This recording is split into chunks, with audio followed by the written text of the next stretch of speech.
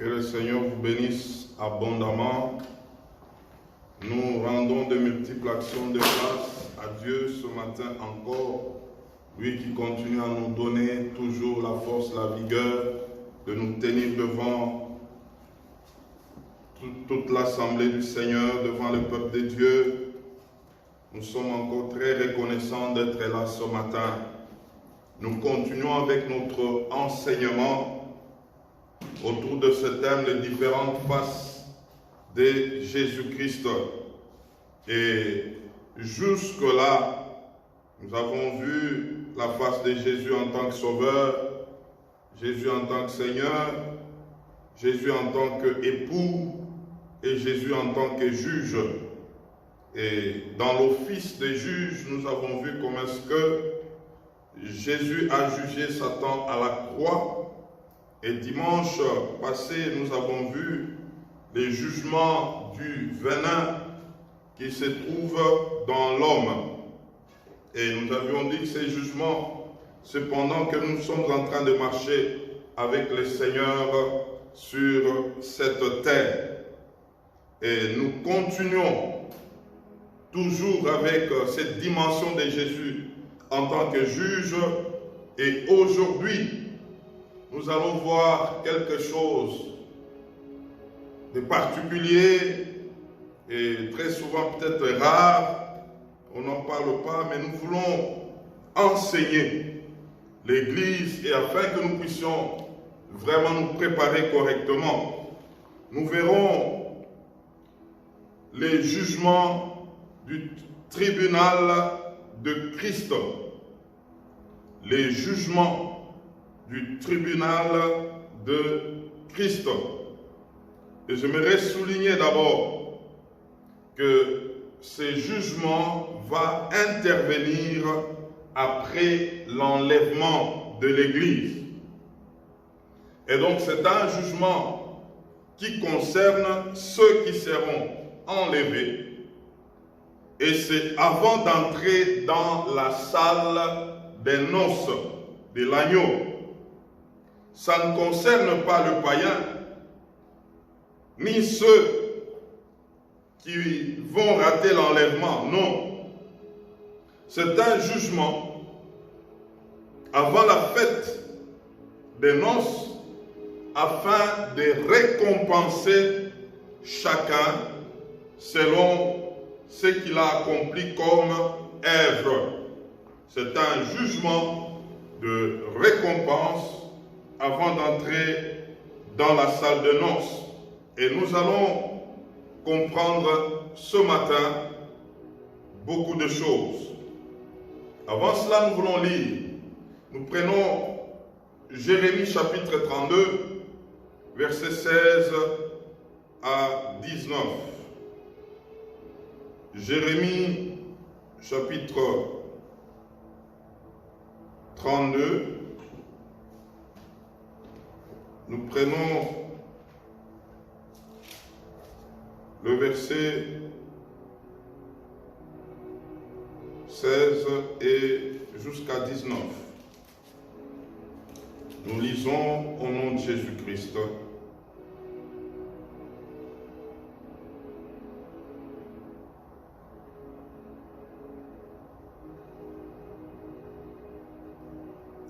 Après que j'eus remis le contrat d'acquisition à Baruch, fils de Neridja, j'adressai cette prière à l'Éternel. Ah Seigneur éternel, voici tu as fait les cieux et la terre par ta grande puissance et par ton bras étendu. Rien n'est étonnant de ta part. Tu as fait miséricorde jusqu'à la 1000e génération. Et tu punis l'iniquité des pères dans le sein de leurs enfants après eux.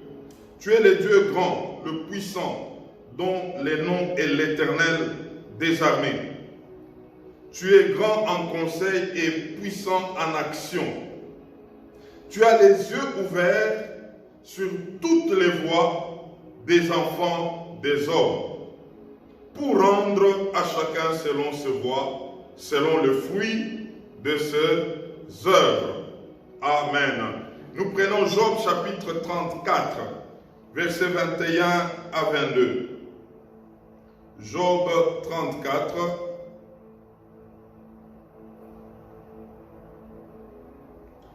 Job 34, versets 21 à 22. Écoutons ça.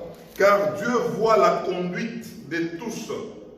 Il a le regard sur le pas de chacun. Il n'y a ni ténèbres, ni ombre de la mort, où puissent se cacher ceux qui commettent l'iniquité. Et enfin, nous prenons Hébreux chapitre 4 et le verset 13. Hébreux chapitre 4 et le verset 13.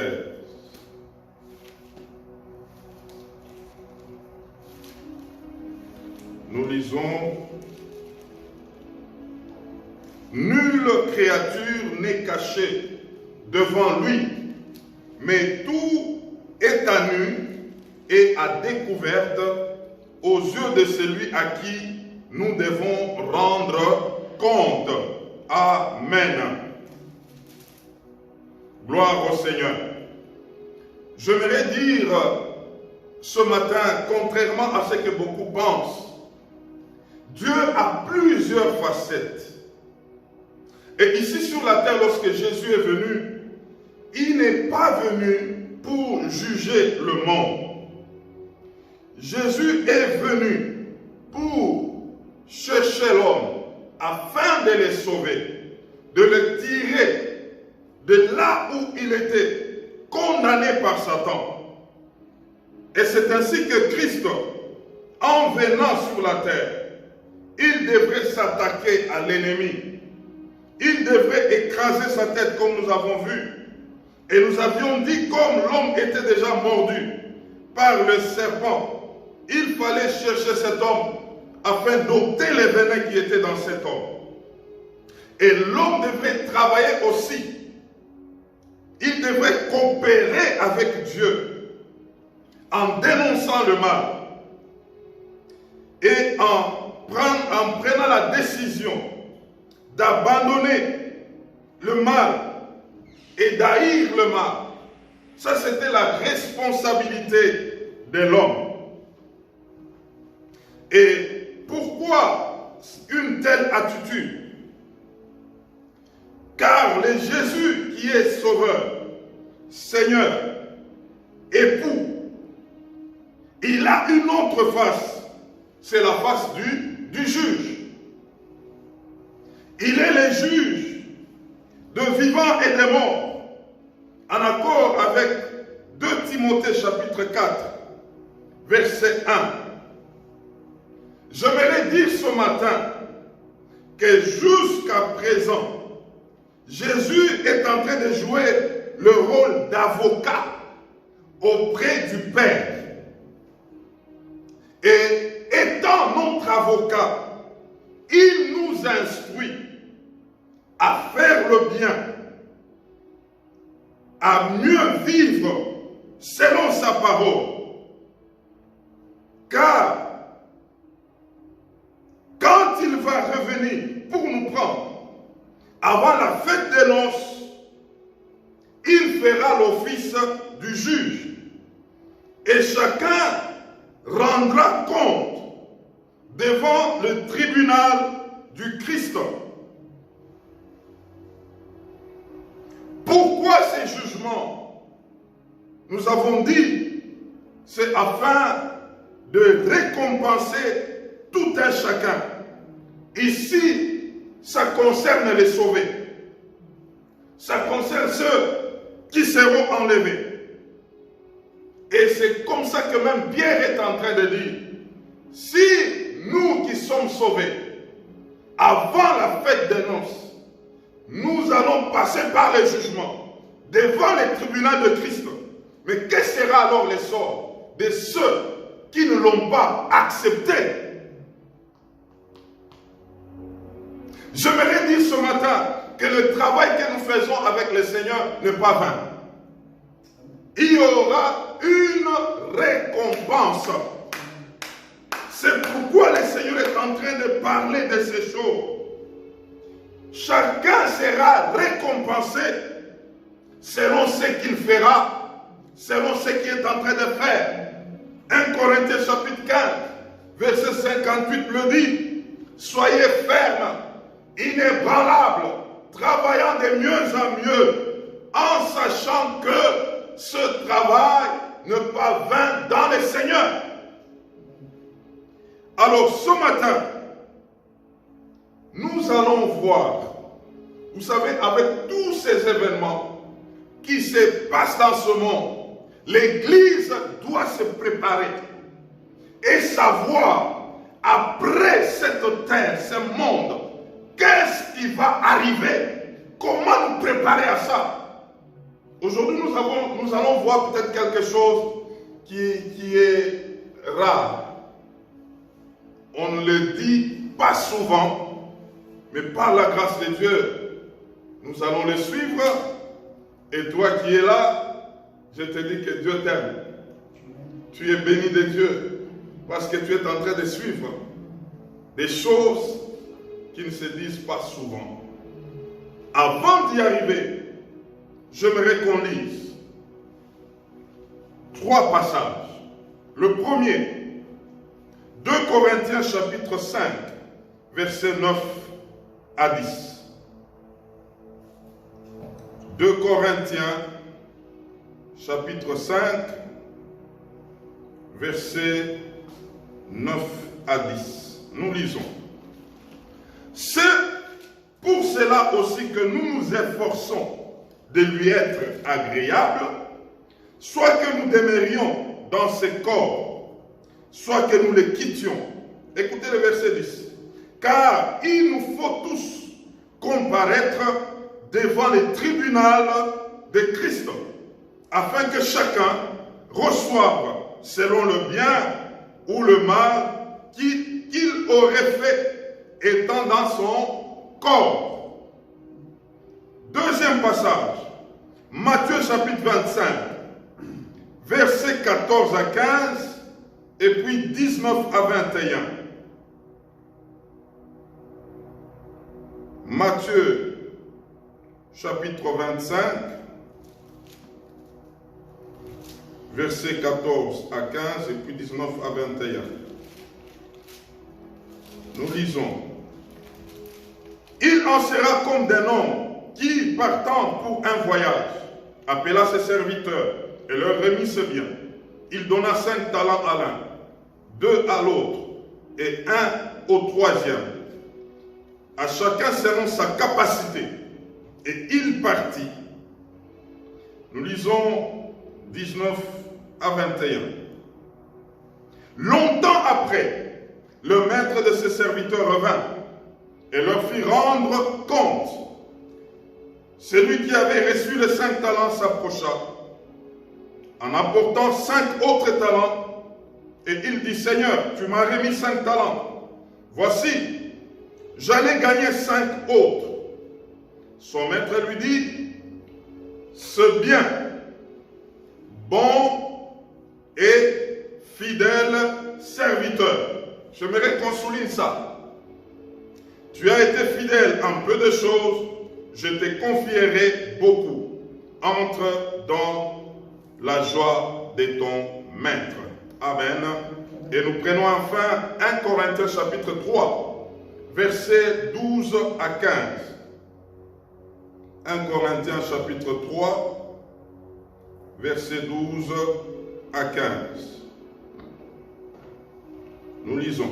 Or, si quelqu'un bâtit sur ce fondement avec de l'or, de l'argent, de pierres précieuses, du bois, du foin, du chaume, l'œuvre de chacun sera manifestée, car le jour la fera connaître, parce qu'elle se révélera dans le feu, et le feu éprouvera ce que l'œuvre de chacun. Si l'œuvre bâtie par quelqu'un sur le fondement subsiste, il recevra une récompense. Si l'œuvre de quelqu'un est consommée, il perdra sa récompense. Pour lui, il sera sauvé, mais comme au travers du feu. Amen. Que Dieu vous bénisse abondamment. j'aimerais vous dire ce soir, ce matin, que tout enfant de Dieu sauvé, vivant avec le Seigneur, les jours de l'enlèvement, dès que cet enfant de Dieu est enlevé, avant de communier avec le Seigneur dans le noces, il va comparaître devant le tribunal de Christ. Et que sera le dossier de chacun, de chaque enfant de Dieu? Ce sont des choses que nous devons connaître ici sur terre avant d'être enlevés. Et ce matin, nous voulons comprendre qu'est-ce qui va se passer dans les dossiers de tout enfant de Dieu lorsqu'il va comparaître devant le Seigneur.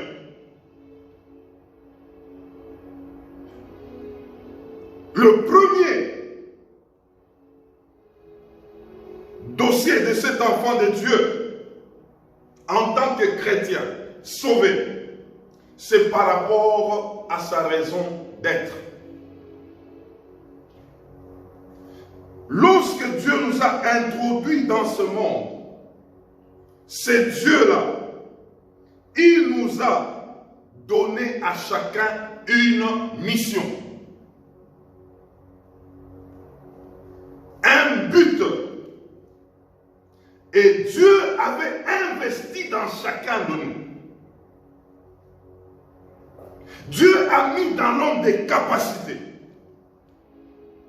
proportionnelles à la mission dont il est porteur. Et Dieu, il a fait tel que chacun de nous puisse venir, non pas pour lui, mais pour la mission dont il est porteur. Et donc, si nous comprenons bien ces choses, la question la plus importante de l'homme sur cette terre, c'est de chercher à connaître pourquoi Dieu l'a introduit dans ce monde. Parce que il devra rendre compte de ce pourquoi il est venu dans ce monde. Alors regardons, si cet homme ne sait même pas le pourquoi de sa présence dans ce monde, et que cet homme rencontre le Seigneur et commence à vivre pour lui-même, d'abord donc, devant le tribunal de Christ, il n'aura pas à dire quoi que ce soit, parce qu'en réalité, il n'avait même pas fait ce qu'il était appelé de faire. Comment il va répondre? C'est que la priorité des priorités sur cette terre, c'est de savoir d'abord la raison d'être. Pourquoi je vis? Qu'est-ce que Dieu attend de moi? Comment je dois le faire? Ça doit être une priorité. Parce que pour rendre compte, premièrement, ça doit être par rapport à notre raison d'être. Vous voyez comment est-ce que le monde a dévié beaucoup de gens. Pendant que je pensais à ces choses, je me suis dit en ce qui concerne le brigand qui était à la croix, le brigand qui avait demandé la miséricorde de Dieu lorsqu'il a demandé à Jésus, si tu peux aussi faire à ce que je m'en aille avec toi. Ce brigand avait obtenu la grâce. Le brigand est monté. Alors je me suis posé la question, parce que ce brigand va comparaître aussi devant le tribunal. Quel sera le dossier du brigand? Cet homme, toute sa vie, il n'a pas découvert sa raison d'être. Il a vécu pour lui-même. On l'a même arrêté. On l'a mis en prison. C'est de la prison qu'il est monté. C'est que cet homme, dossier zéro. Cet homme n'était pas baptisé. Cet homme n'a jamais évangélisé. Cet homme n'a jamais connu ce qu'il devrait faire avec Dieu. Alors je me suis posé la question. Quel sera le sort de ce brigand? dans l'éternité. Ah, il y aura des gens qui seront des gardes à vie. Je ne sais pas, lui, on va le mettre quelque part en train de garder, je ne sais pas, un dépôt de biens. Il est là, dans son éternité, en train de garder un dépôt là-bas. Il est comme ça, jour et nuit.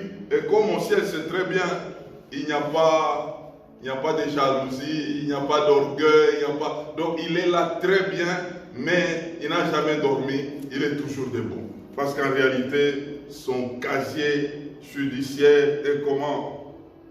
Zéro. Alors mes frères, ce sont toutes ces choses qui doivent nous mettre au travail.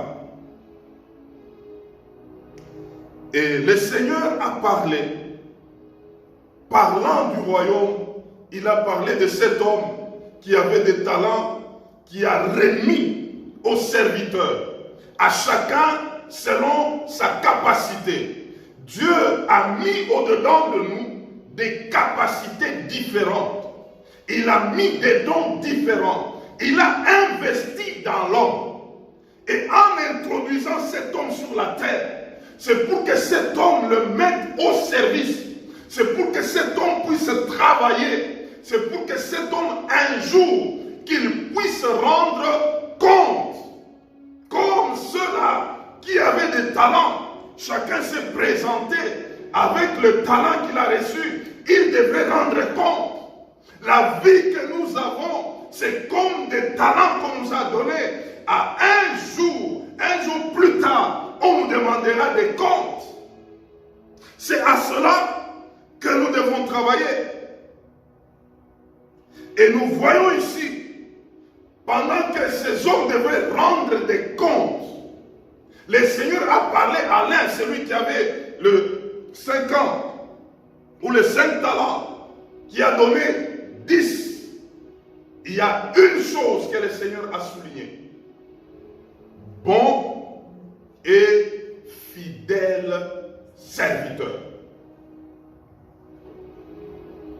Ah, il y a un deuxième dossier qu'on va traiter avec nous. Devant le tribunal de Christ,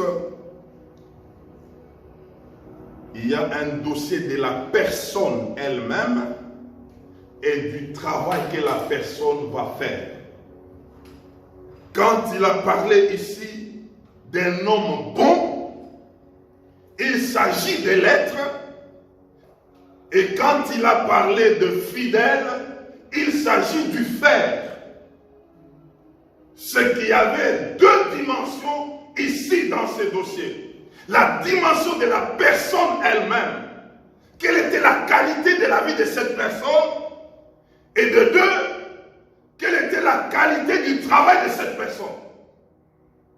Donc, nous voulons dire ce matin, il y a un premier dossier. C'est le dossier de notre raison d'être. Qu'est-ce que Dieu a prévu avec toi sur la terre? Est-ce que tu as découvert cela? Et après cela, il y aura un autre dossier de notre qualité de vie et puis du travail que nous aurons à faire. Alors, dans ces deux dossiers, j'aimerais qu'on comprenne, qu'on les sépare. La dimension du bon, c'est la dimension de l'être, de la personne. Le comment la personne a mené sa vie sur la terre. Et ici, nous sommes en train de dire, ça concerne les sauvés. Ce n'est pas ceux qui ont raté l'enlèvement. C'est comme ça que nous voulons comprendre autant de choses qu'on pouvait même commencer à travailler tout le jour. Mais on n'en parle pas, on parle d'autre chose. Et ça devient, les enfants de Dieu sont étrangers à ces choses. Les dossiers de la personne étant sur la terre, il y a trois choses qui seront jugées. Concernant la personne elle-même, j'aimerais ce matin que nous puissions les comprendre. Nous allons comparer, étant des sauvés, il y a trois choses dans ces domaines, en ce qui nous concerne. Donc nous avions dit, en ce qui concerne notre raison d'être, oui, Mais dans ce dossier, un autre, il y aura premièrement, en tant qu'enfant de Dieu sauvé, un dossier qu'on va présenter, que le Seigneur va sortir devant nous. C'est le dossier des péchés non confessés.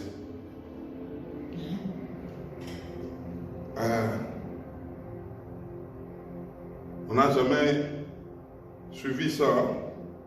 1 Jean chapitre 1, versets 9 à 10. Et puis 1 Jean 2, versets 1 à 2. Le Seigneur nous reconnaît. 1 Jean chapitre 1, versets 9 à 10.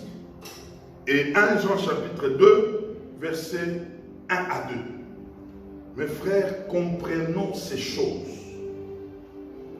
Vous savez que pendant notre marche chrétienne, chacun de nous a la responsabilité de veiller sur sa vie. Tu as été sauvé, oui.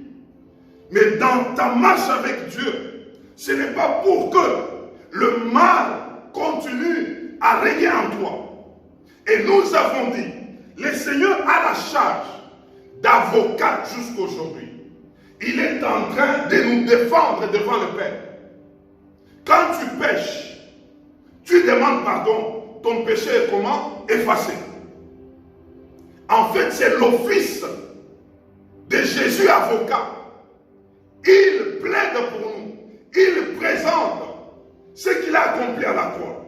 Maintenant, écoutez-moi bien. Celui qui apaise la colère de Dieu, c'est Christ. À cause de son œuvre de la croix, il fait l'office d'avocat. Il nous défend devant le Père. C'est comme ça qu'en marchant sur la terre, tu pêches, tu demandes pardon, on efface, tu avances. Tu pêches, tu demandes pardon, on efface, tu avances. Mais Jésus nous dit, c'est dans ses rôles d'avocat qu'il efface. Mais arrivera un moment, il ne sera plus avocat. Et pendant que l'homme marche, dans tout ce que tu fais comme péché, quand tu ne confesses pas, le péché reste. Nous sommes d'accord. Psaume chapitre 32, verset 5. C'est David qui est en train de dire, je te fais connaître mon péché. Je n'ai pas caché mon iniquité. Et tu as effacé la peine de mon péché. Ah donc, il y a une peine à chaque péché. Mais c'est quand on confesse, et nous avons notre avocat, il plaide pour nous, le péché est effacé, selon que nous avons confessé, nous n'avons pas caché. Alors, je suis posé une question. Vous savez, Dieu est tellement organisé. Le péché confessé est effacé. Mais le péché non confessé n'est pas effacé. Plus quelqu'un pêche et qu'il ne contrôle pas, il peut demander pardon pour quelques péchés et autres péchés n'ont pas demandé pardon. Mais en réalité, ces dossiers-là vont les suivre jusqu'au devant le tribunal de Christ. C'est qu'il y a des choses qui seront étalées. Et moi qui vous parle, moi j'ai déjà vécu en live ce que sera le tribunal de Christ. Parce que moi j'étais jugé avant que je ne me convertisse. J'ai vu comment est-ce qu'on avait étalé toute ma vie devant un écran et en train de me montrer autant de choses. Et j'ai une idée par rapport à cela. C'est pourquoi mes frères, tant que l'avocat est encore là, cherchons à faire bien les choses, confessons ce que nous pouvons confesser et continuons à veiller sur nos vies. Deuxième dossier, pour ce qui nous concerne, moi et toi, les actions secrètes. Romains chapitre 2, verset 16. Ecclésiaste chapitre 12, verset 16. 1 Corinthiens chapitre 4, verset 5. Je reprends. Romains chapitre 2, verset 16. Ecclésiaste 12, verset 16. Et 1 Corinthiens 4, verset 5. Il y il y a des choses qui se passent dans nos cœurs que le Seigneur voit, que le Seigneur connaît, qu'on appelle des actions secrètes. La Bible est en train de dire dans 1 Corinthiens 4, 5 que Dieu va même manifester les desseins de nos cœurs. Il mettra à la lumière ce qui est caché. Et donc, tout ce qui est fait d'une manière cachée, en ces jours-là, ça sortira.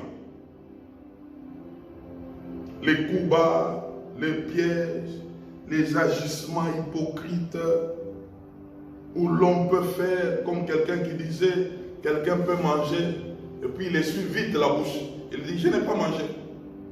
Et quand on regarde, on voit, il n'y a rien, mais Dieu, lui, est en train de voir. C'est pourquoi beaucoup seront surpris, parce que ces personnes n'ont jamais vécu ces choses. Ils vont voir des choses qu'ils peuvent même s'étonner, se disant, même ça, oui, parce que le Seigneur, lui, voit tout. C'est maintenant que nous devons travailler.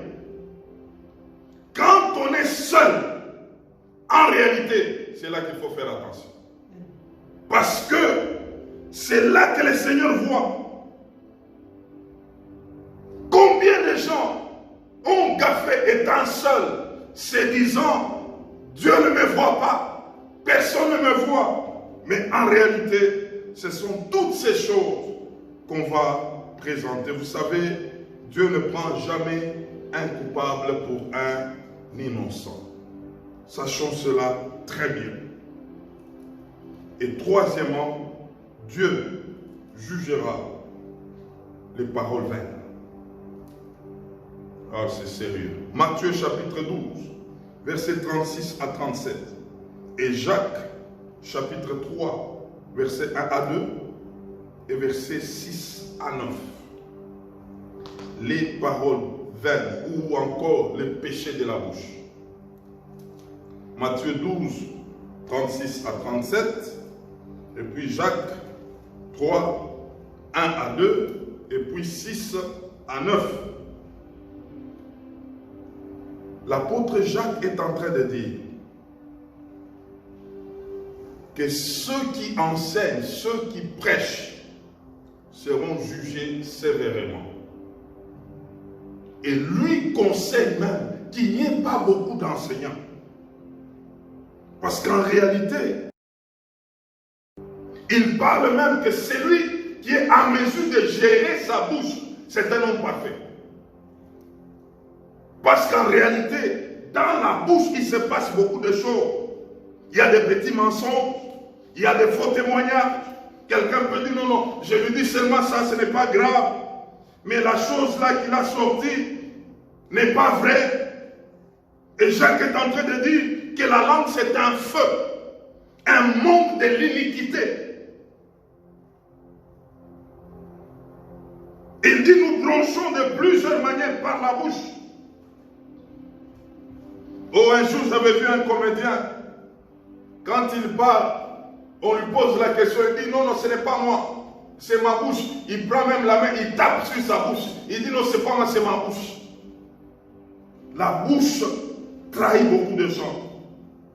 Et ici, nous devons faire très attention. Et quand je parle de ces choses, je suis là-dedans. Je ne parle pas à quelqu'un, je suis en train de me voir. Où nous prêchons, quelqu'un peut dire, le Seigneur m'a dit, mais quand ce n'est pas lui qui a dit, tu dis, le Seigneur m'a dit, il va te rappeler pour te dire, non, non, frère, là tu avais dit que moi j'avais dit pendant que je n'avais pas dit. C'est sérieux. Ce sont des choses que si nous les comprenons dès maintenant, nous serons réglés. Il y a certaines choses que nous n'aurons pas à faire parce que nous savons ce qui nous attend. Vous savez, lorsque une vérité est cachée, cette vérité-là ne va pas t'aider. il faut que tu arrives à la découvrir et commencer à travailler par rapport à cette vérité. Elle va t'aider. Et donc nous voyons ces trois choses. Il y a le péché non confessé, les actions secrètes, et troisièmement, nous avons dit quoi? Les paroles vaines. Là, c'est en ce qui concerne la qualité de la vie de cet homme sauvé. On lui posera des questions par rapport à cela. Maintenant, dans la dimension de la qualité du travail, il y a trois choses que le Seigneur va mettre devant nous. Premièrement, c'est le modèle du travail. As-tu fait selon les modèles que je t'avais montrés? 1 Pierre chapitre 4, verset 10, la Bible est en train de dire, nous sommes des dispensateurs de plusieurs grâces. Nous dispensons autant de grâces que le Seigneur avait posées au-dedans de nous. C'est que quelque part, il y a quelqu'un sur cette terre qui dépend de ce que Dieu a placé en toi. Est-ce que la personne-là bénéficie de ça? À chacun sa mission, à chacun son modèle du travail. Parce que nous n'avons pas la même capacité. Nous n'avons pas le même mandat. Vous savez, même pour ce qui concerne l'intelligence, les savoir-faire, c'est par rapport au mandat divin. Il n'y a personne qui pouvait se dire, je dois naître étant intelligent. Non. L'intelligence, c'est un dépôt de Dieu. Et quand Dieu a placé l'intelligence dans l'homme, c'était proportionnel à la mission dont l'homme est porteur. C'est pourquoi nous sommes dans un monde, il y a ceux-là qui sont extrêmement intelligents, il y a ceux-là qui sont de moyens, il y a ceux-là qui sont encore un peu plus bas. Tout dépend de la mission. Et donc, si nous comprenons, nous ne pouvons même pas faire la compétition, mais nous devons faire la complémentarité. Parce que chacun de nous est un dépôt devant le Seigneur, celui qui a placé toutes ces choses dans cet homme pour que l'homme puisse se mettre au travail. Et donc, si nous venons devant le Seigneur, il nous posera cette question, le modèle du travail. Est-ce que tu avais localisé cela? Est-ce que tu avais fait selon le modèle? Mes frères, mes soeurs, nous avons beaucoup de choses à faire. Nous devons chercher à connaître la vraie volonté de Dieu pour nos vies. Deuxièmement, pour ce qui concerne la qualité du travail, on va nous poser la question sur la manière dont nous avons fructifié ce que nous avons reçu de la part du Seigneur. C'est pourquoi à ceux qui avaient 5 talents, il a présenté 10. À celui qui avait 2, il a présenté 4. C'est un homme à qui on a donné quelque chose. Il fallait les multiplier, les fructifier. Romains chapitre 12, verset 3. Nous avons reçu des grâces différentes à la manière, à la mesure de la foi de chacun. La grâce que nous avons, elle est différente selon la mesure de chacun. Il y a une mesure que le Seigneur t'a donnée. Dans cette mesure, tu dois fructifier cela. L'autre avec sa mesure, il doit fructifier cela. En fin de compte, on va nous poser des questions. Comment tu as fructifié pour toi? Et c'est ici où il y a la notion du labeur, un travail assidu, où tu es en train de te donner pour fructifier ce que Dieu a placé en toi. En réalité, tu n'es pas le seul bénéficiaire, parce qu'il y a de ceux-là qui doivent se retrouver en toi, ainsi de suite. Est-ce que, jusqu'à aujourd'hui, il y a quelqu'un qui est quelque part en train de faire parce qu'il t'a vu faire et il a pris ses modèles, il a continué avec? C'est tout ça là que le Seigneur nous demandera. Beaucoup de gens sont en train de vivre pour eux-mêmes. En réalité, il y a comme un travail de bâton à relais. Tu es en train de travailler pour que quelqu'un voie ses modèles, afin que lui aussi prenne et continue avec ça. Et lorsqu'on n'a pas fructifié, on va nous poser des questions sur ça. Et troisièmement, enfin, on nous posera la question de l'achèvement de l'œuvre. Est-ce que tu as achevé? l'apôtre Paul est en train de parler dans 2 Timothée 4, versets 7 à 8. J'ai combattu le bon combat et j'ai achevé ma course. Et désormais, la couronne de justice m'est réservée. Est-ce que tu vas achever? D'abord, je me pose la question. Est-ce que tu as d'abord localisé ta mission? Est-ce que tu y travailles? Avec quel rythme? Est-ce la qualité de ta vie? Elle est bonne? Fais-tu des efforts considérables? Paul a dit, j'ai combattu le bon combat. J'ai achevé ma course. Est-ce que tu vas achever? Ah, mes frères, mes sœurs, quand je comprends ces choses, je me dis, devant le Seigneur, je ne sais pas ce qu'on dira. Je ne sais pas ce qu'on dira. Et le Seigneur, il n'a pas gaspillé pour rien tout ce qu'il a mis en nous. Non, c'était pour un but. Il attend des comptes. Nous devons lui rendre des comptes. C'est à cela que nous allons entrer dans la salle des noces. Oui, nous pouvons être enlevés. Mais avant d'entrer dans la salle des noces, il y aura d'abord une table, une grande table. Et celui qui était avocat, il va s'asseoir là, maintenant comme étant un juge. Et chacun de nous, c'est comme cette image, on va appeler le nom.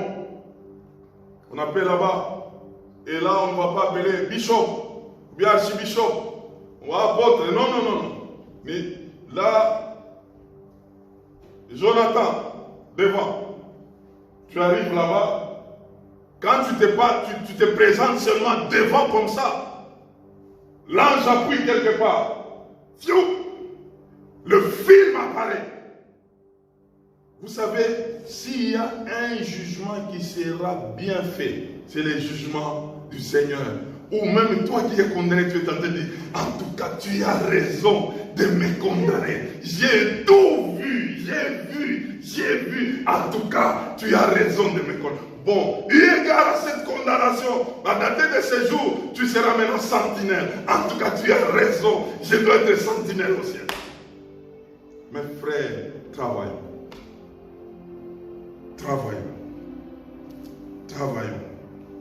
C'est très sérieux ces choses.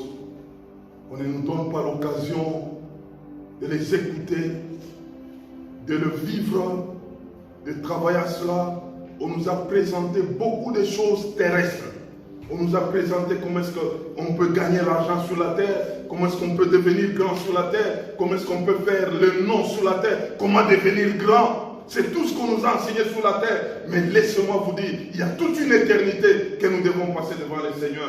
Et si ta récompense est comparable à celle du brigand, ça sera très malheureux. Ce matin, j'aimerais nous appeler à une prise de conscience par rapport à cela. Le dimanche qui vient, nous allons voir maintenant les différentes récompenses. Nous allons continuer toujours dans cet enseignement des différentes récompenses. Il y a des récompenses qui ne seront jamais égalées à ce que nous avons ici sur la terre. Nous allons le voir le dimanche prochain. Et nous allons continuer l'autre dimanche avec les jugements des nations. Nous allons comprendre toutes ces choses pour voir un peu comment ce monde est en train de fonctionner. J'aimerais clôturer avec ce texte, ce passage de Paul qui m'a toujours fait du bien. 2 Corinthiens chapitre 1 et le verset 12. 2 Corinthiens chapitre 1, verset 12. Paul est en train de dire ceci. Car ce qui fait notre gloire, c'est ce témoignage de notre conscience. Que nous nous sommes conduits dans le monde, et surtout à votre égard, avec sainteté et pureté. Devant Dieu, non point avec une sagesse charnelle, mais avec la grâce de Dieu. Il y a un témoignage de notre conscience avec lequel nous devons travailler, avec lequel nous devons vivre. Ce sont les m'as-tu vus. Mais voyons-nous au-dedans de nous, en tant que personne qui va comparaître devant le Seigneur, et commençons à chercher à faire bien les choses. ça c'est nous. Et puis de deux, voyons la qualité du travail que nous sommes en train de faire et poussons, travaillons davantage parce que nous allons comparer devant le Seigneur. Il sortira des choses qui sont cachées au-dedans de nous. Il les mettra à nu et c'est à cela que nous allons voir si nous serons récompensés ou pas.